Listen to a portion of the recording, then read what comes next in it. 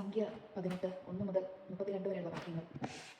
പുരോഹിതരും ലേവ്യരും കർത്താവ് അഹരോനോട് അരുളി ചെയ്തു, നീയും പുത്രന്മാരും നിന്റെ ഭവനം മുഴുവൻ വിശുദ്ധ സ്ഥലത്ത് സംഭവിക്കുന്ന അകൃത്യങ്ങൾക്ക് ഉത്തരവാദികളായിരിക്കും. നിങ്ങളുടെ പൗരോഹിത്യ ശുശ്രൂഷ സംബന്ധിച്ചുണ്ടാകുന്ന തെറ്റുകൾ നീയും പുത്രന്മാരും ഏറ്റെടുക്കണം. നീയും പുത്രന്മാരും സാക്ഷി കൂടാരത്തിന് മുമ്പിൽ വരുമ്പോൾ നിങ്ങളെ സഹായിക്കുന്നതിന് നിന്റെ ഗോത്രരാജരായ ലേവ്യർ സഹോദരന്മാരെയും കൊണ്ടുവരിക. അവർ നിങ്ങളെ പരിചരിക്കുകയും കൂടാരത്തിലെ പരിചാരക വൃത്തികൾ അനുഷ്ഠിക്കുകയും ചെയ്യട്ടെ. എന്നാൽ വിശുദ്ധ മന്ദിരത്തിലെ പാത്രങ്ങളിലോ ബലിപീഠത്തിൽ അവർ സമീപിക്കരുത്. സമീപിച്ചാൽ അവരും നിങ്ങളും മരിക്കും. അവർ നിങ്ങളുടെ കൂടെ നിന്ന് സമാധാന കൂടാരത്തിലെ സകല ജോലികളും ചെയ്യണം.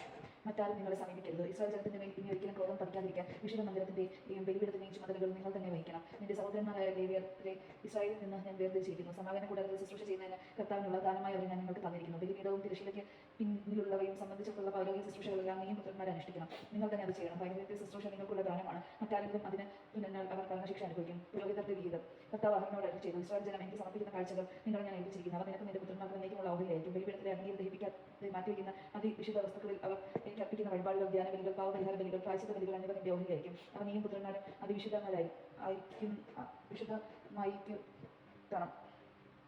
വിശുദ്ധമായ ഒരു സ്ഥലത്ത് വെച്ച് അത് ഭക്ഷിക്കണം. പുരുഷന്മാർക്കെല്ലാവർക്കും അതിൽ നിന്ന് ഭക്ഷിക്കാം. അത് വിശുദ്ധമാണ്. ഇസ്രായേൽ ജനം നൽകുന്ന സകല നേർച്ച കാഴ്ചകളും അവരുടെ നീരാജനങ്ങളും നിന്റേതായിരിക്കും. അവ നിനക്കും പുത്രന്മാർക്കും പുത്രിമാർക്കും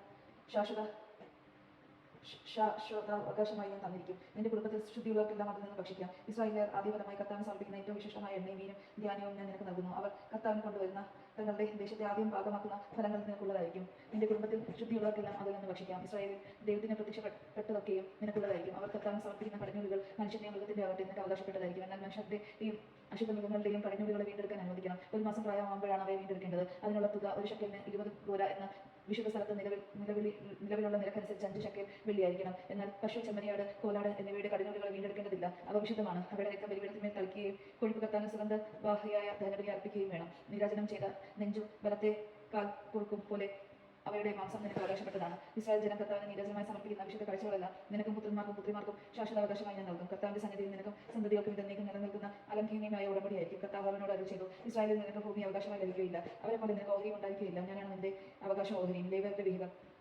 സമാധാന കൂടാരത്തിൽ ലേവ്യർ ചെയ്യുന്ന ശുശ്രൂഷയ്ക്ക് ഇസ്രായേലിൽ നിന്ന് ലഭിക്കുന്ന ദശാംശമായിരിക്കും പ്രതിഫലം. പാപം ചെയ്ത് മരിക്കാതിരിക്കാൻ ഇസ്രായേൽ ജനം മേലിൽ സമാധാന കൂടാരത്തെ സമീപിക്കരുത്. ലേവ്യർ സമാധാന കൂടാരത്തിന്റെ ശുശ്രൂഷകൾ നിർവഹിക്കണം. തങ്ങളുടെ തെറ്റുകളുടെ ഉത്തരവാദിത്വം അവർ വഹിക്കണം. ഇത് എല്ലാ തലമുറകൾക്കുമുള്ള ഒരു വ്യവസ്ഥയാണ്. ഇസ്രായേൽ അവർക്ക് അവകാശം ഉണ്ടായിരിക്കുകയില്ല. എന്നാൽ ഇസ്രായേൽ ജനം കർത്താവിന് നീരാജനമായി സമർപ്പിക്കുന്ന ദശാംശം ലേവ്യർക്ക് അവകാശമായി ഞാൻ നൽകിയിരിക്കുന്നു. അതുകൊണ്ട് ഇസ്രായേലിന്റെ ഇടയിൽ അവർക്ക് അവകാശം ഉണ്ടായിരിക്കുകയില്ല എന്ന് ഞാൻ വ്യവസ്ഥ ചെയ്തിരിക്കുന്നു.